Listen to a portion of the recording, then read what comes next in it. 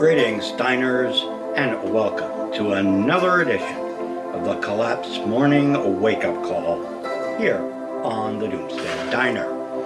And it's Summer Solstice Celebration Week here on the Diner, so stop by and have a collapse meal with us this week. And there's plenty to discuss. This has been an absolutely banner week in collapse.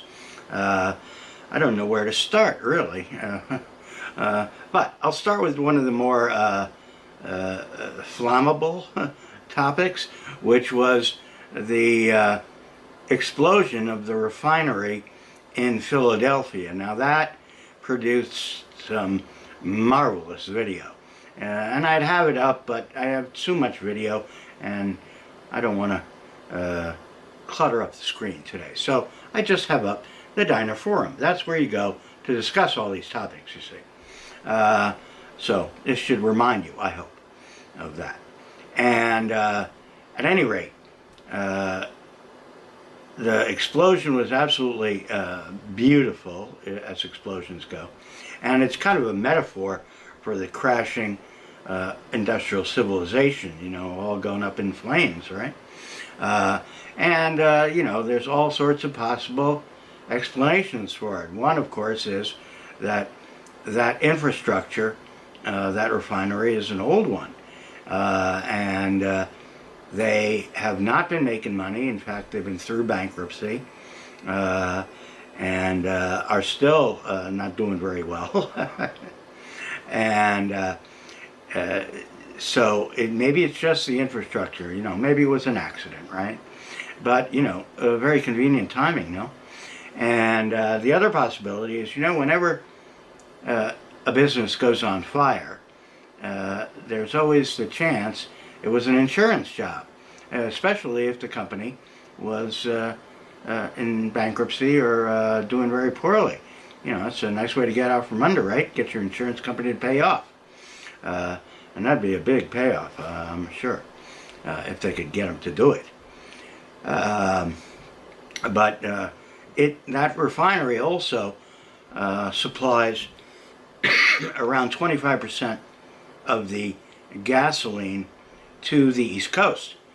And taking that offline is going to definitely put some restrictions on the amount of supply that's available there, although they probably will make up for it moving on from the oil business and calamities going on over there.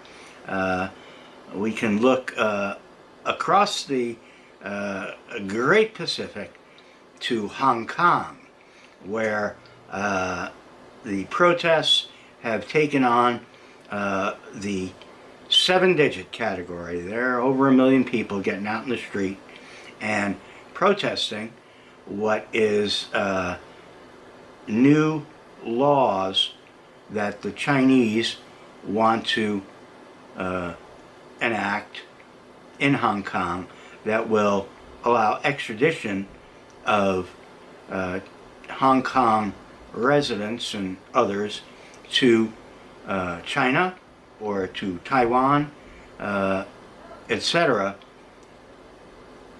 And the Hong Kong people are not too happy about that because they're concerned with the Chinese judicial system, which is, you know, it's the Chinese judicial system.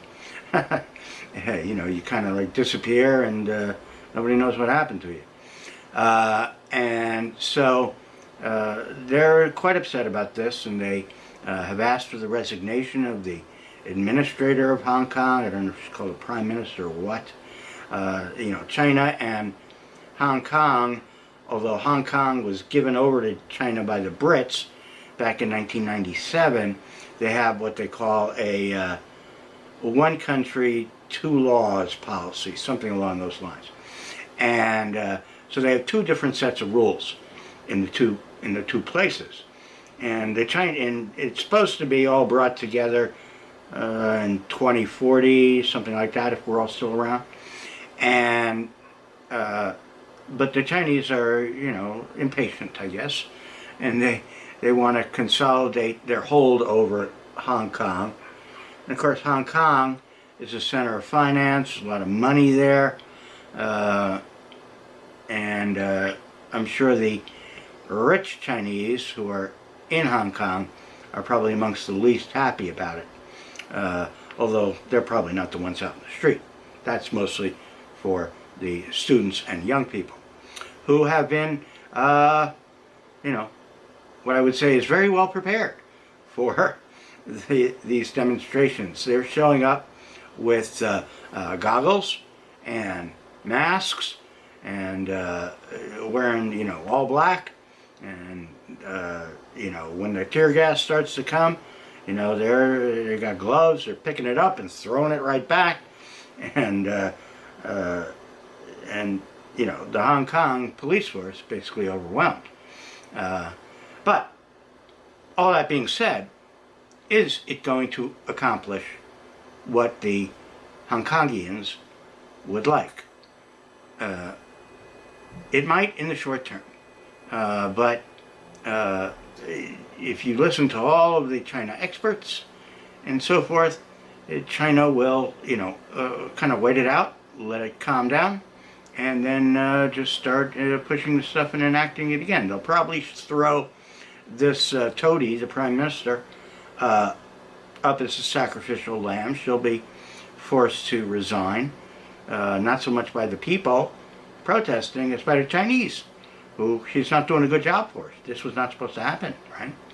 That's her job, is to control the population of Hong Kong. So how that all pans out remains to be seen. But it is a real huge demonstration, and those kind of things are necessary. They're necessary precursors to real revolution and real change. That's that happens all the time. So we'll see if it goes further. The Chinese are cracking down on internet coverage of this and general media coverage of the event in Hong Kong. Chinese know very little about it. The mainland Chinese, people in Beijing, Shanghai, etc. Although one imagines that this news will leak out over time. But they're not getting the instantaneous kind of news that we're getting. At least we get it when it's happening to the Chinese. When stuff is happening over here, then we don't get the news. You've got to go searching for it. But at least right now, if you do search down stuff, use some other off North America news services and so forth, you can find out a lot more information than you get from the local MSM here. All right, so that's the international news. Now, let's get to the real fun stuff, which is our POTUS-in-Chief, Donald Dietrich Trumpovetsky, had just a banner week on about every front. It's impossible to know where to start. First, there's the Iran crisis, okay, which he got started by pulling out of the nuclear deal and, trying to put pressure on Iran through economic sanctions and so forth. And, this has been ratcheting up, escalating over time, being pushed, of course, by the military-industrial complex here, which is salivating over having a war. And that's, represented by people like John Bolton. So they sailed an aircraft carrier in. They brought B-1 bombers in and parked them at a base in Qatar, I think. Trying to flex the muscles of the FSA military. And, scare the pants off the Iranians, and they're supposed to come crawling. But, Iran is not a tiny dipshit state without resources, like, say, a Libya or something like that, that you can just roll over, So the Iranians are not capitulating, And in this week, the the FSA flew a drone, along the coast, and it's a spy drone. And spying, in case you don't know, is considered an act of war. So who's starting the war, right? But at any rate, the Iranians shot it down. Okay, now nobody got hurt because it's a drone. All right, no people. So as war starters go, that's pretty minor infraction. And at first, Donald was gonna send in the Marines, and bomb the living shit out of them and whatnot. But then, no, he did an about face, and now he's not gonna do it. Okay, he backtracked on that one, backpedaled, and so forth. And then, coming back over here to the FSA, he also had huge threats that he was gonna deport millions of wetbacks back to the home country. All right, wherever the home country is. And it's, a lot of times it's not Mexico. Okay, Mexico is just sort of a passing point for people from Nicaragua, Honduras, Guatemala, everywhere in Central America, and Africa too. They get over to Central America, and then they make their way north.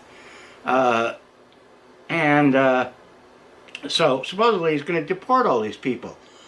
Logistically, that's a fucking nightmare. I mean, where do you put them in holding cells while you arrange transportation for them? Put them on the border, put them across the border. What if the Mexicans don't want them? What if they got no papers that say they're Mexicans? They don't have to take them. All right?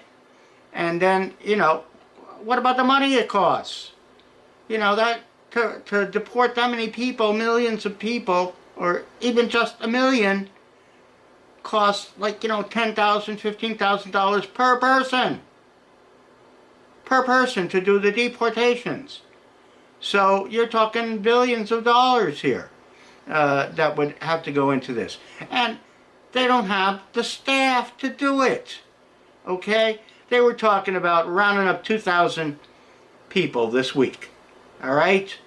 All right, if you do the math and you round up 2,000 a week for 50 weeks in a year, that gives you 10,000 people per year being deported. Okay? Now, to get to 1 million people, 100,000. To get to 1 million people, how long is it going to take? A decade. It would take 10 years to deport all those people at that rate of speed. So you'd have to have 10 times the number of border agents, 10 times the number of holding pens, etc., etc., etc. This is not going to happen. All right? And so what did happen? Donald Dietrich did a U-turn again. More backpedaling. He just can't get anything right.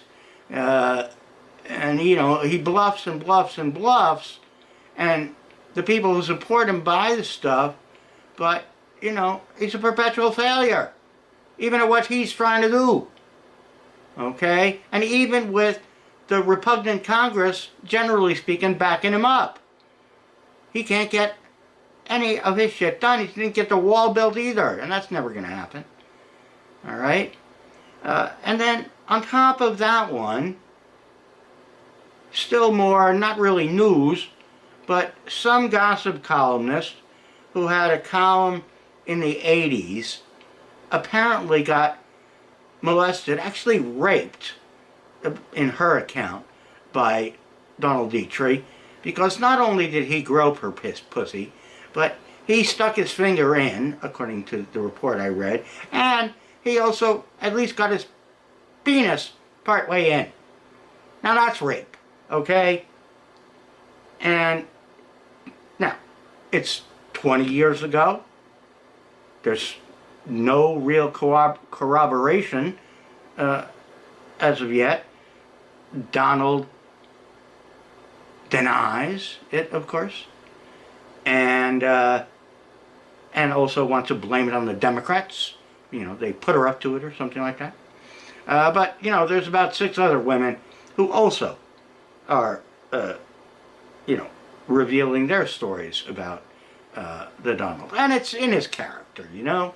I mean, you can't, you, you just can't deny that the guy's, you know, a narcissist, megalomaniac, and, you know, he figure he owns everybody, you know? He owns the women, you know, whoever he's around. He can do what he wants. And he thinks he can do that, too, as POTUS. But fortunately, he hasn't quite gotten everything he wants as of yet. And, you know, how it's going to fare come the 2020 elections, well, you know, I don't know.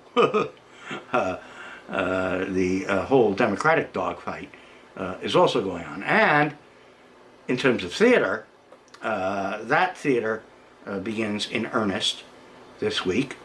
On Wednesday and Thursday, and you've got 2 sessions of a big debate between the 20 top candidates for the Democratic nomination. And they're split up into 2 nights, and it's supposed to be even, but it's not quite even. You got, in terms of sort of real contenders, you got Liz Warren and Beto O'Rourke and Cory Booker on one night, and then on the other night you got Joe Biden and Bernie Sanders and I can't remember who else. So, you know, how that's all going to play is going to be very interesting, and you know, everybody's going to be on the tack on Uncle Joe, because he still shows a pretty big lead in the polls, and he's also showed some weakness now over you know, a racism allegation that he you know, worked too buddy-buddy with segregationists back 20 years ago also. So you know, how all that comes out in the debates will be very interesting. I'm going to watch that. I don't usually do that because those things kind of make me want to heave the Technicolor yawn. But I'm going to try to sit through these. All right. Well, I think that's enough doom for summer solstice week. I hope you had a good long not your last day yet. A good longest day of the year. I took a couple of shots off my back porch at 1 a.m. and, you know, you could go out and get a suntan. But this is Alaska. So, I'll be back with you again pretty soon. And hope to have some guests coming up here in the coming weeks. And that's all to do. This time until next time. Here on the Collapse Morning Update of the Doomsday Diner. Hasta la pasta.